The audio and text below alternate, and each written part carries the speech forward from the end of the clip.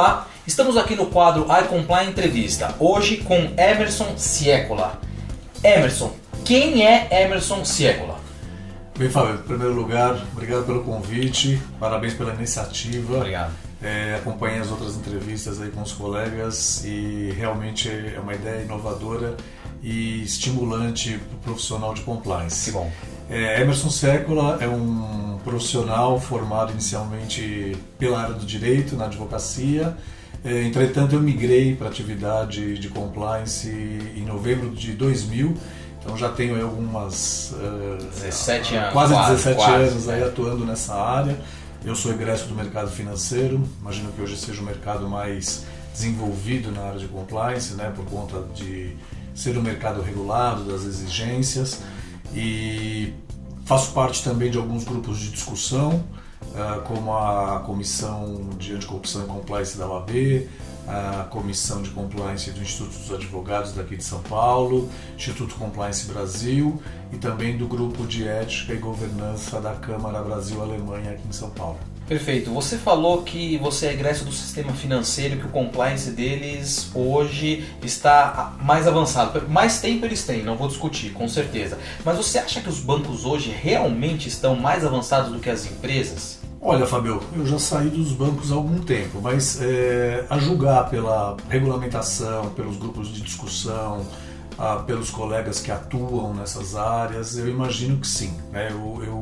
Eu acredito que nós podemos tomar o mercado financeiro como um mercado a ser seguido no Brasil hoje. Claro que existem outros segmentos regulados, né? Cada um tem a sua particularidade de negócio, mas eu acho que o profissional que atuou ou atua nessa área, ele tem uma boa bagagem, né? Uma boa experiência, por conta inclusive da dinâmica do ambiente de negócios, né? Você imagina que você atuar dentro do sistema financeiro, principalmente nas áreas mais, vamos dizer assim, que circulam mais volumes de negócios, por exemplo, a área de mercado de capitais, mercado private banking, que são áreas que eu atuei, são áreas onde o profissional de compliance tem um desafio tremendo no dia a dia, porque quem manda é o dinheiro, né? É o dinheiro inclusive do cliente, e esses segmentos têm clientes muito importantes, né? Nomes muito expressivos, então conciliar a regra, a diretriz interna, a boa prática com o interesse do cliente e com o interesse sobretudo dos nossos pares, né? Dos nossos clientes internos, é realmente um desafio no dia a dia. Perfeito, até por isso começou antes lá, né, sem dúvida. Agora eu gostaria de focar nessa conversa com você sobre um tema específico. Eu queria falar sobre fornecedores e terceiros. Perfeito. Por que é interessante e importante falar sobre esse tema, Emerson? Bom, Fábio, hoje nós sabemos que, sobretudo por conta da edição da lei anticorrupção, onde as empresas elas têm aí a responsabilidade objetiva, né, por atos praticados contra a administração pública, o foco se tornou um pouco mais direcionado para as empresas que são prestadoras de serviços e fornecedoras. Não só empresas, mas também as pessoas físicas, né? Pessoas físicas e jurídicas de um modo geral. Se a gente olhar, né, o panorama de responsabilização ou de ilícitos ou de não conformidades ou até mesmo qualidade de produto, fornecimento, sempre tem um terceiro envolvido. Até nós mesmos, enquanto prestadores de serviços, nós somos terceiros. Sem dúvida. Né? E eu acho que uma coisa muito importante que a gente deve focar em relação ao terceiro hoje em dia é a qualidade. Porque se a gente olhar bem, eu acho que nunca houve no Brasil tantos pedidos ou anúncios de recall, né, sobretudo na indústria automobilística. E eu acho que isso vem de uma série de fatores, né? Primeiro, pode ser uma falha de projeto, pode ser uma má formação, uma má prestação do serviço por parte do fornecedor, né? Então você desenvolve um projeto na indústria e você exige do fornecedor que ele te traga uma peça, né, com um formato determinado e para ontem, né? Então isso exige do fornecedor um desempenho acima da média, né, dentro de um prazo que muitas vezes é o prazo do cliente, não é o seu prazo, né, enquanto fornecedor, e é um custo muito baixo. E a gente sabe que hoje as empresas trabalham realmente na ponta do lápis, né, com um custo, com margens muito estreitas, né, é aquela coisa de fazer mais com menos, Com certeza. e isso realmente traz um impacto no produto final. Então a gente verifica isso não só na indústria automobilística, mas em outros setores também. Então muitas vezes a gente tem essa situação de realmente falar, vamos pagar menos, né? Mas esse pagar menos muitas vezes pode te trazer uma outra conta lá no final. E que é o que realmente a gente acaba vendo, né? Aquela coisa do barato sai caro.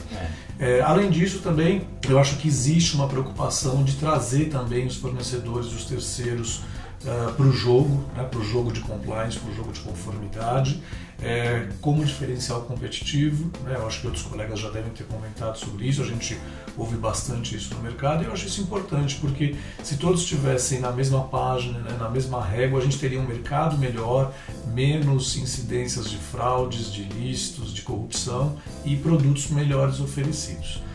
Inclusive a gente verifica isso em mercados mais desenvolvidos, né? onde isso também estimula a competitividade e também a inovação por parte dos fornecedores e prestadores de serviços de uma forma geral. Então, eu queria só que você abordasse um pouco mais, porque às vezes quem está assistindo a gente não é uma pessoa que tem tanto conhecimento sobre o compliance. Você estava falando que tem a questão da responsabilidade objetiva e o terceiro está envolvido. Explica melhor por que o terceiro está... Então assim, é o terceiro que responde, sou eu que contrato o terceiro e o porquê disso? Muito bem. Bom, a responsabilidade objetiva, né, quer dizer, a empresa, hoje a pessoa jurídica, ela responde independentemente de culpa, seja por um benefício sido obtido diretamente ou não.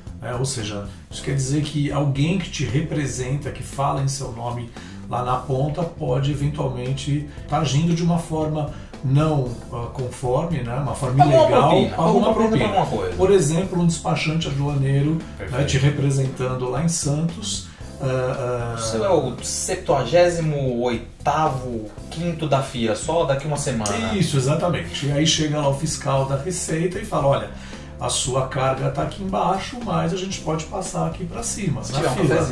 E como é que a gente facilita isso? Né? Inclusive tem alguns vídeos aí que a gente vê na internet muito curiosos, até fazendo paródias a respeito desses fatos, né? Que é assim, a gente pode criar uma situação, né? Porque tem várias formas de você abordar e sugerir a propina. Né? Então eu acho que uma forma muito engraçada que eu vi num desses vídeos, né, que olha, a gente tem uma situação desfavorável aqui no momento para ambos e a gente pode estar criando, né, exatamente nessa linguagem. É um canal do YouTube, inclusive. Exatamente.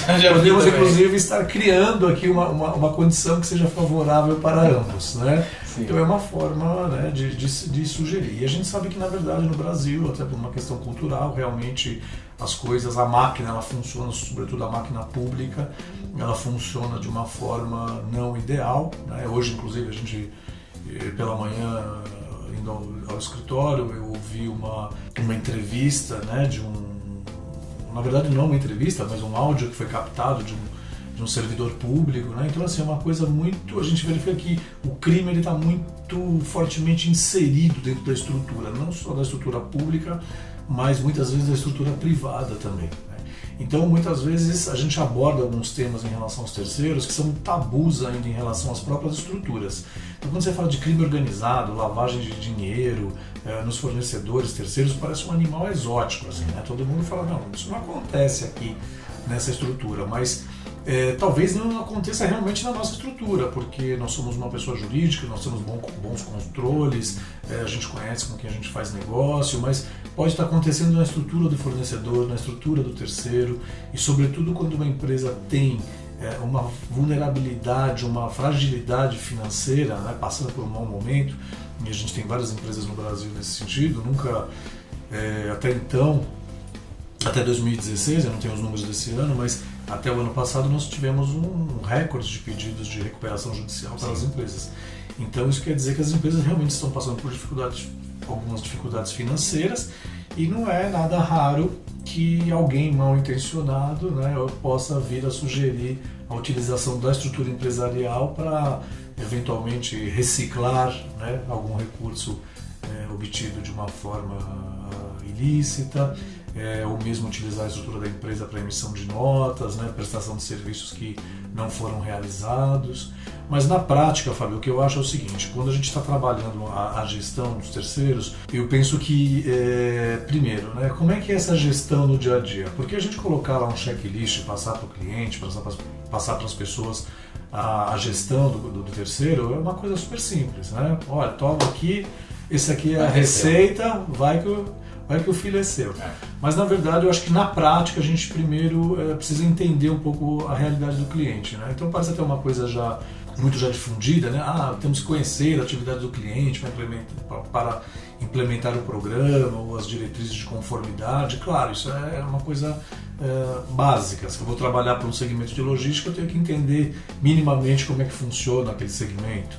Se eu vou trabalhar para uma indústria alimentícia, eu tenho que saber exatamente como é que funciona, quais são as regras, quais são as premissas.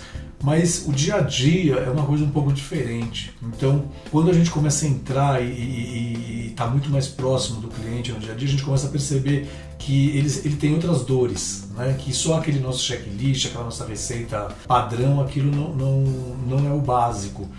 E eu sinto muita falta de cruzamento dos processos internos para gerenciamento dos terceiros, né? Então, é uma área que pede, pode ter uma área de suprimentos, mas a pessoa que faz a cotação, por exemplo, ela não tem o conhecimento técnico daquele produto que está sendo solicitado a contratação.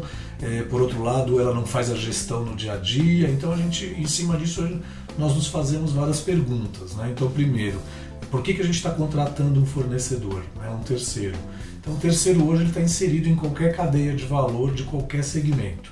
E não necessariamente ele está alocado numa atividade secundária na cadeia de valor. Muitas vezes ele está alocado na parte principal do seu negócio. Então, isso aumenta a nossa visão, né, a nossa ideia de imprimir qualidade e controlar, de uma forma geral. Por outro lado, quem é que gerencia esse contato, né, essa atividade no dia a dia? Como é que a gente sabe se o terceiro fornecedor está prestando um bom serviço? Então é importante também ter indicadores, né? Indicadores de qualidade, indicadores de desempenho, para a gente poder inclusive justificar ações, justificar melhorias, contratação, treinamento, ações direcionadas. E quando eu mencionei, né, essa ausência de cruzamento de processos internos, o que eu entendo com isso? Que as áreas não se comunicam. A gente fala muito de comunicação hoje em dia, até é uma coisa contraditória, porque você tem milhares de canais de comunicação, você tem os grupos, né, dentro das empresas, WhatsApp. Ela é facilitada, não significa que ela tem conteúdo, de intranet, né? Exatamente. Apesar de você ter todo esse aparato tecnológico disponível, inclusive dentro das empresas, muitas se utilizam, né, dessas ferramentas, a gente verifica ainda que não há essa comunicação interna entre as áreas, sobretudo entre o nível intermediário das organizações. Então, só para a gente recapitular até onde está aqui, para colocar as ideias, até para eu entender, para o nosso telespectador WebExpect entender, o terceiro, sendo uma pessoa que faz uma parte do seu serviço, se ele cometer algo errado, uma propina, como nós estamos falando, ele vai ser responsabilizado, mas você vai ser responsabilizado por aquele ato que ele cometeu. Exatamente. Aí você está me falando que um dos papéis do compliance para mitigar esse risco é fazer uma melhor gestão dos terceiros. E algo que você identificou no seu dia a dia é que, na verdade, essa comunicação interna da empresa para tratar com o terceiro, ela não é bem feita. Nós estamos aqui agora, certo? Exato. Perfeito. Então, como que o compliance ajuda essa comunicação? Eu entendi que a gente tem a comunicação, mas como que o compliance ajuda para que essa comunicação ela seja feita da forma correta e para que o terceiro desempenhe o seu melhor papel, até para escolher um terceiro? Exatamente. Eu queria que você falasse um pouco sobre isso. A questão, Fábio, como é que eu vejo?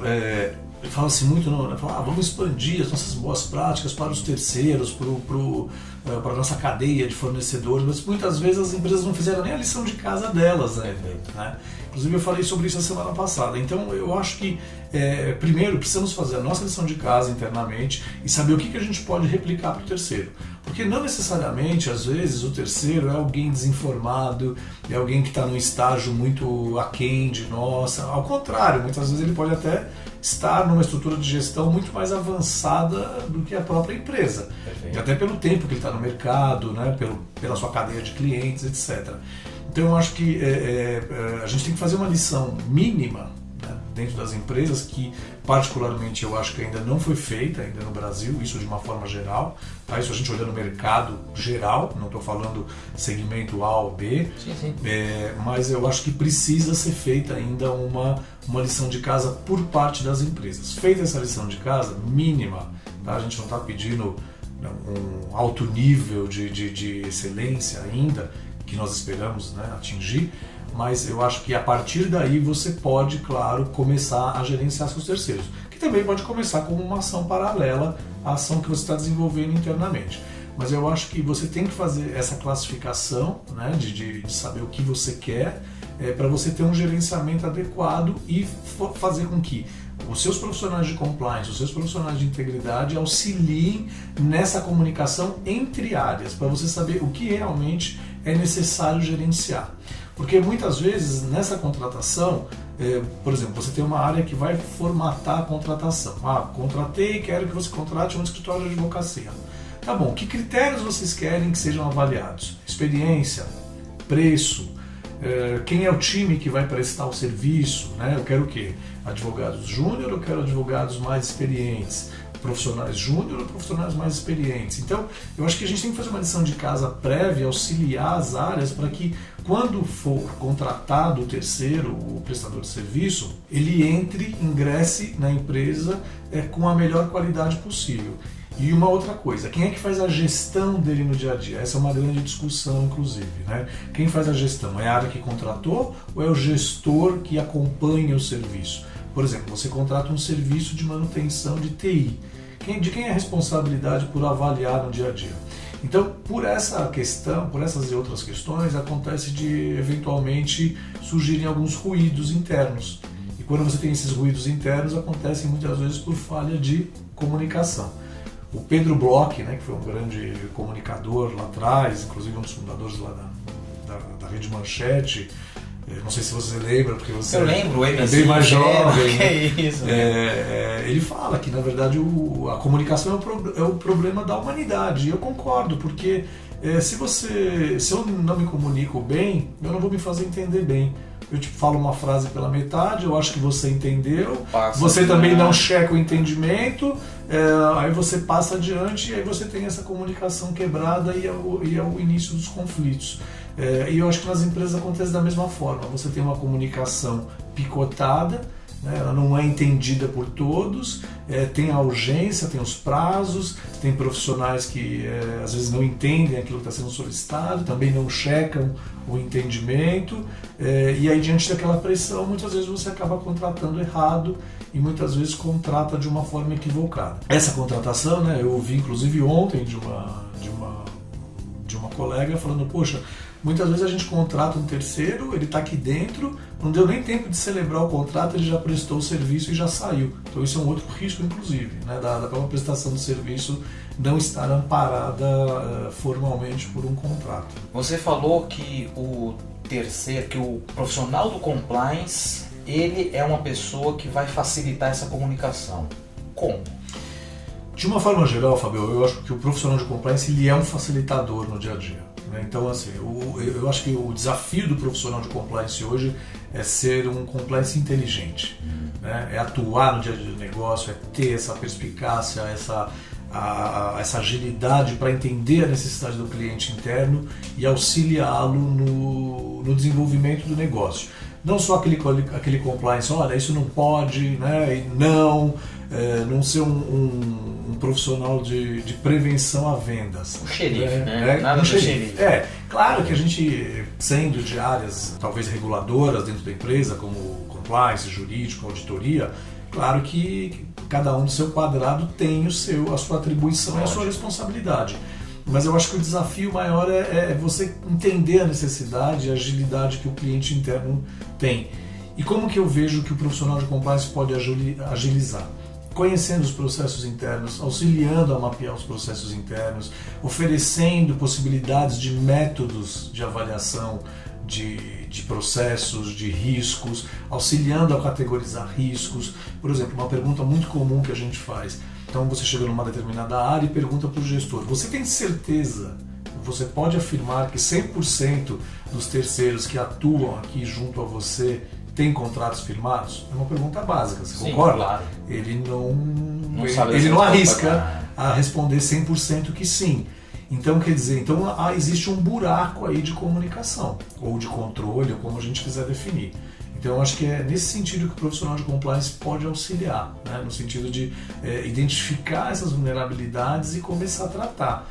Porque senão a gente nunca vai conseguir fazer essa conexão das pontas entre as áreas.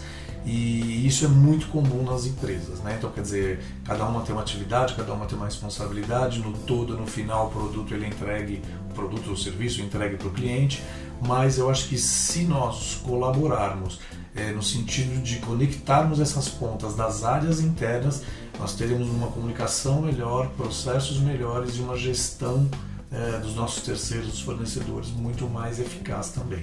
E isso, claro, ao final minimiza problemas e riscos. Com Exatamente. certeza. Muito bom. iComply, aprimorando pessoas, fortalecendo empresas.